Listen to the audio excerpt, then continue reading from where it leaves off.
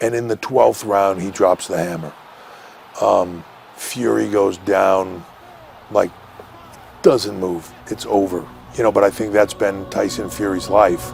Just when it looks like he's down and he ain't moving and it's over, he resurrects himself and he stands up in a moment that looked like it was scripted in our business of the Undertaker sitting up after being destroyed like nothing happened to him. Beautiful right and the left hook. He hits his head on the canvas. Did anyone in this arena really think Tyson Fury was going to get up? He did. That is toughness, man. I can't. He did. And credit. Not stopping it. You know how many referees will get on my nerves and don't count when a guy goes down like that? Credit to Jack Reese for counting. That's the best comment anyone's made all night. That's a Fury! Mamma mia! Deontay Wilder has done it! He's up. Wow, he got up. Cassius here with Lou DiBella. Lou, well, I don't think we saw that coming. Brilliant fight, but we didn't see that coming. Well, I didn't expect Tyson to get like smashed in the second knockdown and pop up like the Undertaker from wrestling.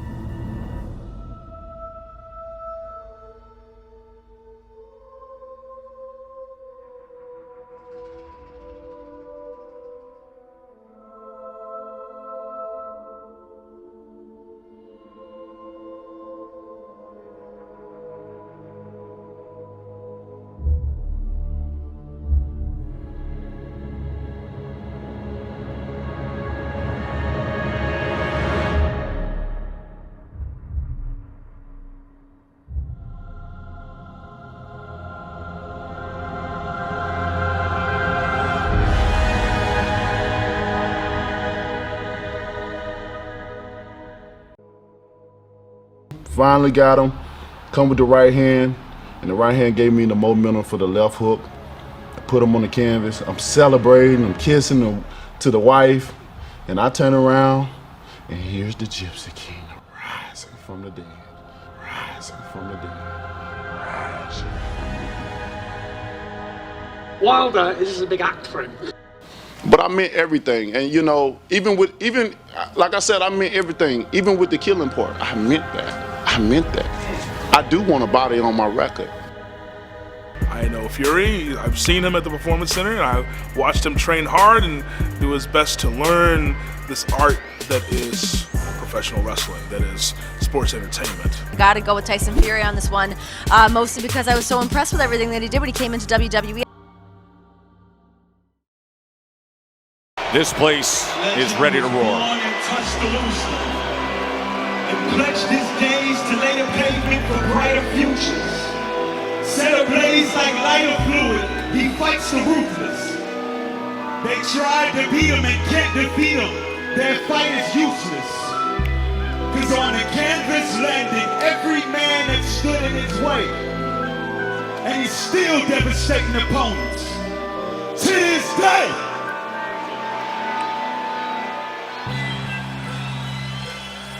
Super. Good. Inglewood. Purple rain falling down on the prince of the coast where the sun shine all year round.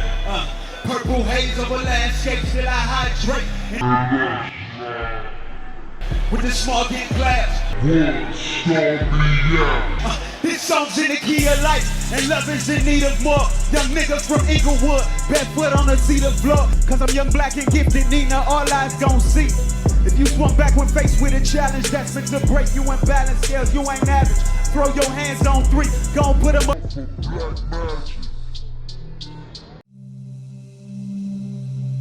The first place you can see up on the map is Babylon, ancient Babylon. And you can see here a picture of some of the ancient Babylonian relics. And Babylon is, of course, a particular area that is mentioned in the Bible and is mentioned in the Quran. And the people of ancient Babylon were known for a particular kind of magic, and that is that they were well known for their use of stargazing and magic.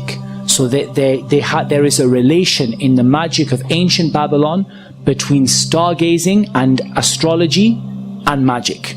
And they used to worship the 7 stars of Babylon, the 7 stars. They used to seek nearness to their gods through 3 things, particularly through the use of incense, the use of knots, and the use of sacrifice to other than Allah.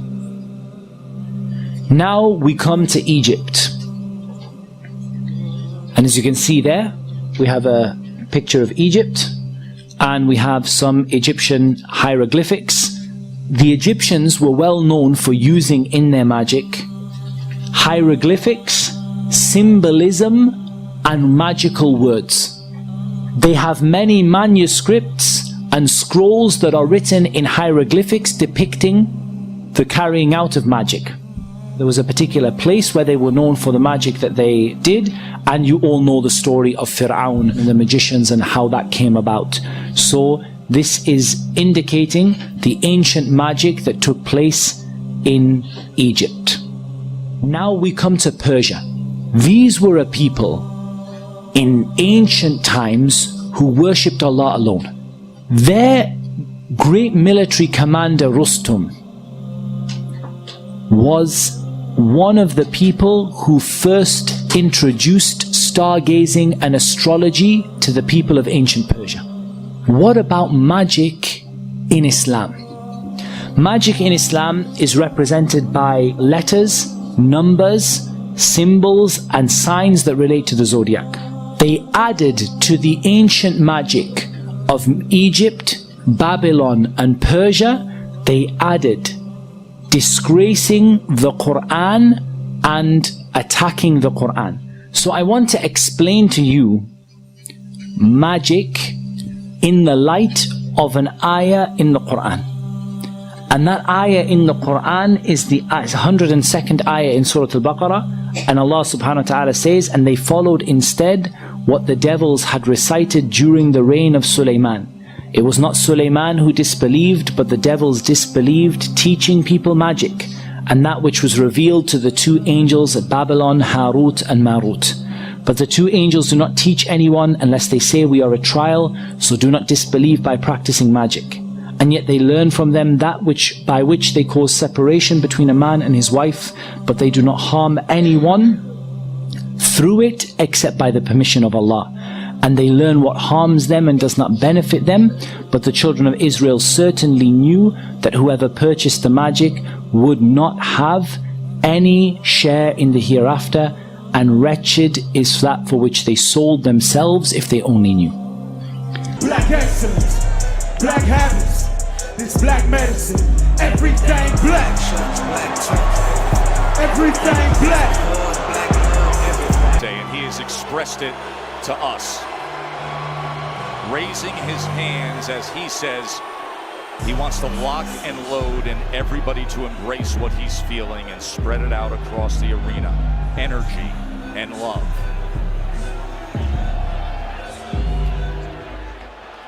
We are set for the most anticipated heavyweight championship fight in a generation. Undefeated in a rematch. Wilder and Fury. It doesn't really matter to me. Cut's a cut, I'm a fighting man.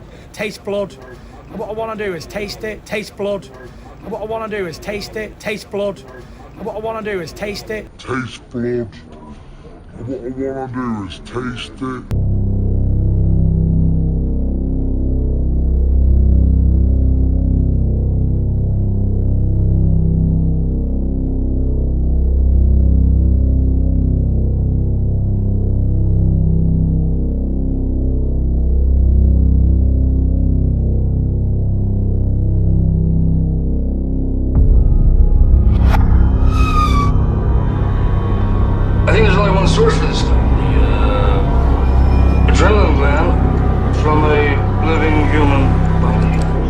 drug. It is a drug.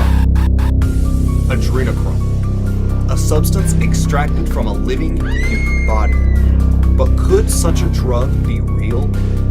According to numerous independent researchers, not only is it real, many of the Illuminati elite are addicted to it and will stop at nothing to satisfy their depraved demand. Said it would take me higher than I'd ever been in my life.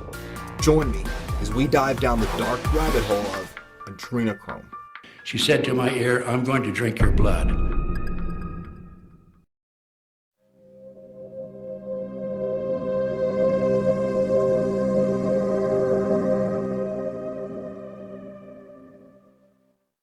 Long before popular culture portrayed vampires as sexy heroes, stories of a monstrous nobility who craved human blood were very much real. Elizabeth Bathory, the notorious Blood Countess, was a 17th century Hungarian noblewoman who systematically murdered numerous young servant girls, not only bathing in, but consuming their blood. The tortures went on. From bathing, it was only one step to drinking. Elizabeth would pierce the flesh of a victim, hoist her up to the rafters, then swallow the blood as it ran down. Could there really be a sect among society that is actually addicted to blood? And if so, why? Deeper research shows the reason might lie in a certain hormone which floods our bodies during times of intense fear or excitement, adrenaline. So adrenaline is a substance that your body releases into your bloodstream when you're in a potentially dangerous situation. It's responsible for the fight or flight response in mammals, heightening senses and increasing strength and energy. In some ways, the fear response gives us superhuman powers. Superhuman powers. You find that you're able to really concentrate. You're able to use muscular strength to an extent that otherwise would be impossible. Basically, these chemicals that cascade into our bloodstream and flood into our brain, they change the way we think and they change the way our bodies function. We don't feel pain. In the right conditions, it can be exhilarating and downright addicting. Thus the term adrenaline junkies. When we're experiencing something like a parachute jump, we're experiencing the same chemicals in our brain that a meth user experiences in their brain. So absolutely, you can become addicted to that sensation.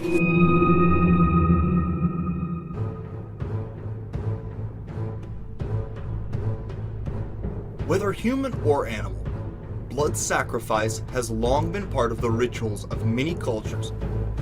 And it was discovered that after consuming the fresh adrenaline-saturated blood of a terrified victim, participants would experience a type of high off of the adrenaline, which could include increased senses, hallucinations, and feelings of euphoria, sometimes assigning a supernatural causality to the effects.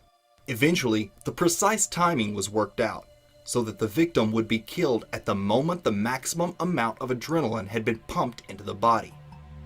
This knowledge was passed down through secret societies, ancient mystery schools, and intergenerational satanic cults. When they torture the children, it causes a physical reaction of the endomorphins in your body to just increase because of the terror and the pain. So when the Satanists drink the blood, they actually get like a chemical, a high, like a drug high from the blood of a tortured victim. These entities are feeding off human energy. And one of the things that they do is when they're sacrificing somebody, the people with invisible light, the Satanists and the bloodlines, they'll drink the blood because when the terror reaches a certain point in the ritual, a certain adrenaline goes in the blood, which gives these people a high. I mean, sick is not the word. But on another level, an energetic level, the entities are feeding off the energy coming off of terror and fear. Most satanic sacrifices include some consumption of the blood, and possibly even body parts. Even more disturbingly, some of these groups make a point of preferring the blood of children, believing it to be more potent. Another reason the elite drink children's blood is for its known rejuvenating effects. Why do you think some of these old Illuminati Satanists live so long? It turns out that drinking children's blood is an anti-aging device. This is just really sick and disgusting, but it's a fact. It's a chemical fact.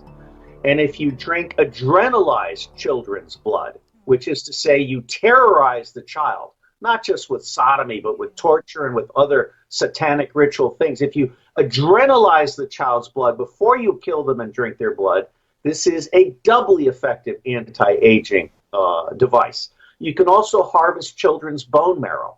So children are being killed for their bone marrow as an anti-aging device for the elite. I don't make this stuff up. It's gone on throughout history. This is not new. Today, many of the satanic elite are addicted to drinking adrenalized blood. What was he just doing with his tongue right there on the inside? He said in the lead up, I want to taste blood. I believe that's what he was just doing there at the end of 6, tasting Wilder's blood. That was outrageous. This just my testimony, this ain't no fake or phony. Sometimes you just gotta reflect on how you blessed. Sometimes you just gotta confess to get the stress off your chest. You died for my sins, I ain't deserve it. You died for my pain and all my hurt. You breaking every chain and all the curses. I'ma give you praise because you worthy. I was just a sinner, I was dirty. You freed me from my lust and my perversion. You put it all together like it's cursed. I was feeling unworthy, but you told me I was worth it. Heard me, even when I was the furthest. Assured me, then you gave me your encouragement. Purchased, then you made me a new person. Never sold dope, but I was in the trap when the dope boys were served. Used to go to sleep, see the demons in my face, from my bed they was lurking. Used to be a slave to my flesh, round the clock for my sin I was working. Amazing grace, and now I'm proud to say to the Lord I'm a servant.